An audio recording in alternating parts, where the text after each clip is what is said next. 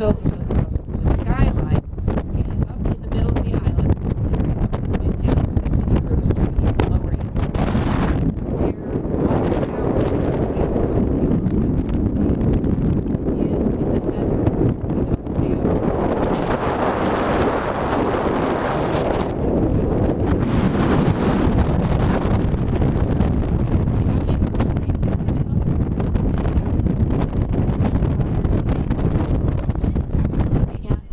Back in 1931, 102 floors, 1,422 feet.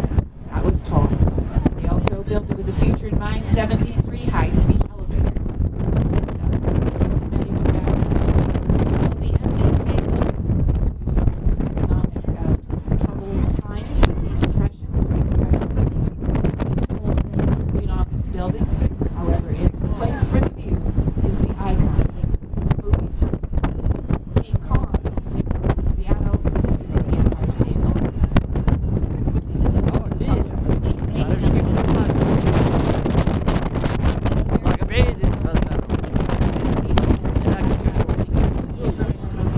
The old Indiana buildings where helicopters landed on it, now MetLife Insurance. The shiny silver spire alongside of it, belonging to the Chrysler building, which in 1930 at 1,046 feet became the tallest for at least 1 year.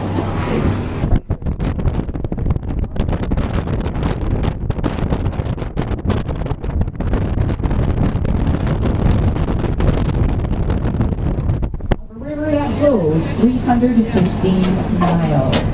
A river that the Native Americans said flowed both ways. A river that flowed both ways. Henry Hudson should have listened. It's not the Northwest Passage. It's about 50 miles up. It's a freshwater river, but it is affected by the tidal currents here. And it is the boundary between New York and New Jersey. Got New York to your left, and again Jersey City to your right. We're moving out into the water. Some of you, if you need anything from snack bars, open on our main deck and our mid deck, or need the restrooms. And before we get to the Statue of Liberty business, a good time to head below.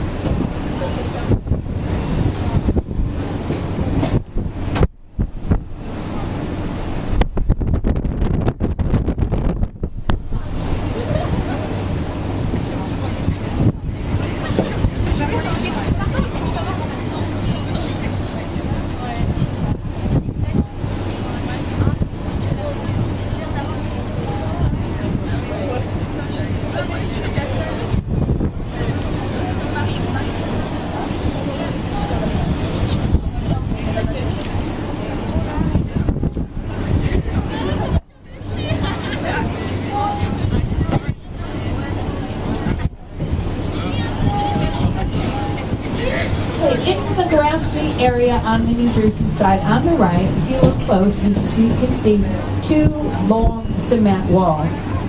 Those are each 200 feet long, exactly the length of one of the sides of the former Twin Towers. Two of them because there were two Twin Towers. They are developed on such an angle that from the New Jersey side, you could look at the ends, you can see the exact placement of where the Twin Towers stood in the New York skyline.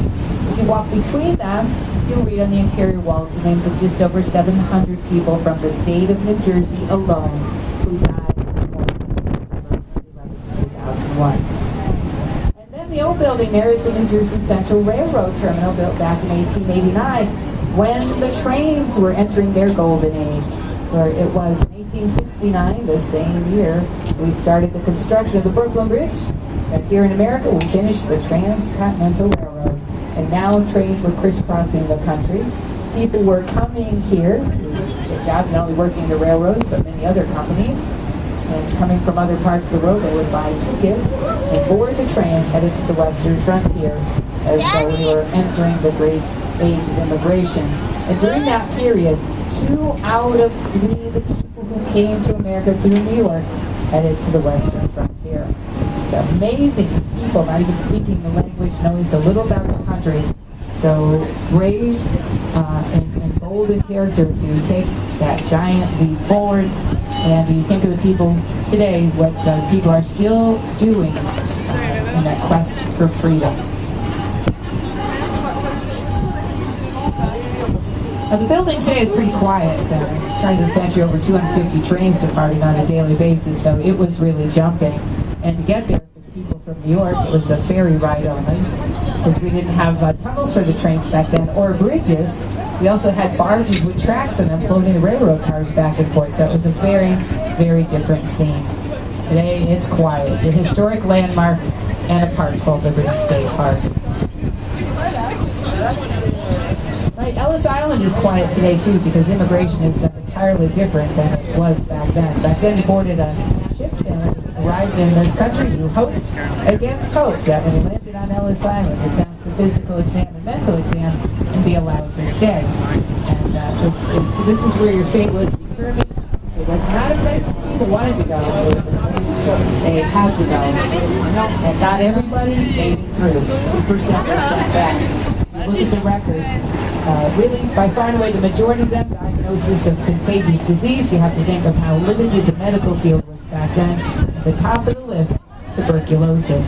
But for most, in fact, a happy ending. And that was true of the very first person to come here. Not from France and not from Alberta, from Ireland. First immigrant process in Ellis Island. There's a statue right inside the building on the second floor. Annie Moore, a 17-year-old girl, who left from Queenstown to Lake Hope, the same port, by the way, that ill-fated voyage of Titanic, but she wasn't on Titanic, though. She came earlier in 1892. And so she came to Ellis Island. She had no papers, she was traveling in steerage. These were the people who landed on Ellis Island.